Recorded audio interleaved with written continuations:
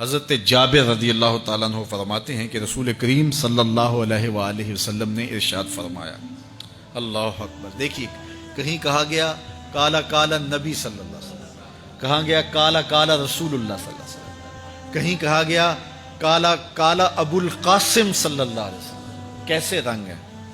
حضرت عائشہ بھی روایت کرتی ہیں حضور کی حدیث، تو کبھی نہیں کہتی کہ کالا کالا زوجی، میرے شوہر نے کہا، وہ بھی کہتے ہیں کالا کالا رسول اللہ، میرے رسول نے کہا۔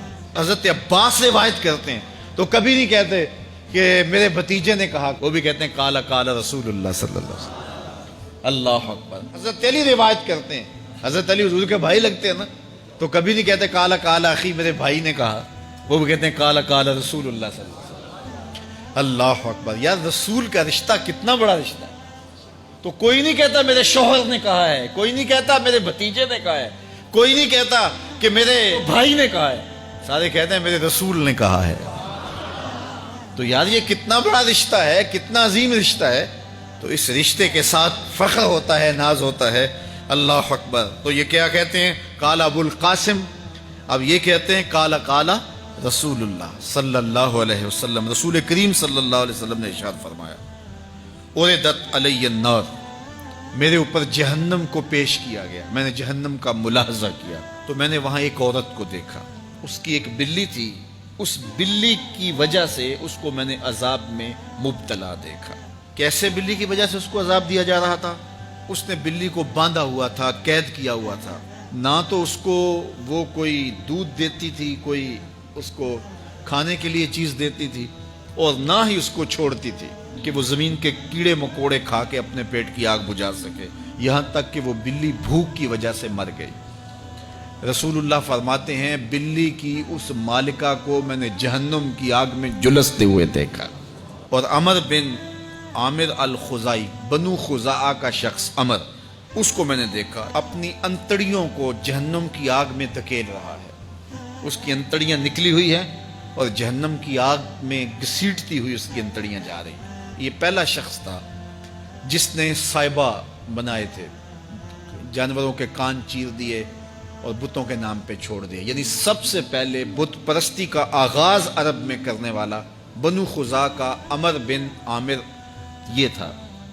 تو اس کو میں نے حضور نے فرمایا دیکھا کہ یہ جہنم کی آگ میں جلس رہا ہے، چونکہ اب جتنے بھی لوگ بت پرستی کریں گے ان سب کا گناہ عمر بن عامر کے نامہ اعمال میں درج ہوگا، ان کو بھی گناہ ملے گا جو بت پرستی کرتے ہیں۔ اور چونکہ ایجاد اس نے کیے تھے، بت اس نے بنائے تھے، تراشے اس نے تھے، پھر اس کے بعد اس نے جانور بتوں کے نام پہ چھوڑے تھے، چڑھاوے چڑھانے کا انداز اختیار کیا تھا، لہٰذا اس کو جو ہے وہ گناہ پہنچتا رہے گا۔ تو کہا میں نے اس کو عذاب میں مبتلا دیکھا۔ تو اگر خیر کی بنیاد رکھو گے نیکیاں ملتی رہیں گی، کھاتے کبھی بھی کلوز نہیں ہوں گے، اور اگر برائی کی بنیاد رکھو گے قیامت تک اس برائی پر جو عمل کرتے رہیں گے اس کا گناہ بھی کھاتے میں پڑتا رہے گا۔ اللہ اکبر۔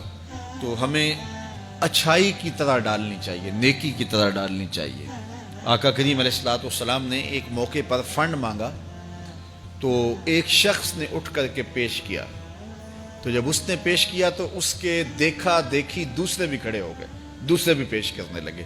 بعض کا سارے خاموش ہوتے ہیں، کوئی ہمت نہیں کرتا، تو ایک کھڑا ہوا تو اس کو دیکھ کے دوسرے بھی کھڑے ہو گئے۔ تب حضور نے فرمایا تھا من سنّا فی الاسلام سنتاً حسنۃ فلہ اجرھا، جس نے اسلام میں کوئی اچھا طریقہ رائج کیا اس کو اس کا اجر ملے گا، اور پھر اس کی دیکھا دیکھی جس نے بھی کوئی اچھا کام کیا اس کا اجر بھی اس کے اجر کی کمی کے بغیر اس کے کھاتے میں بھی داخل ہوتا رہے۔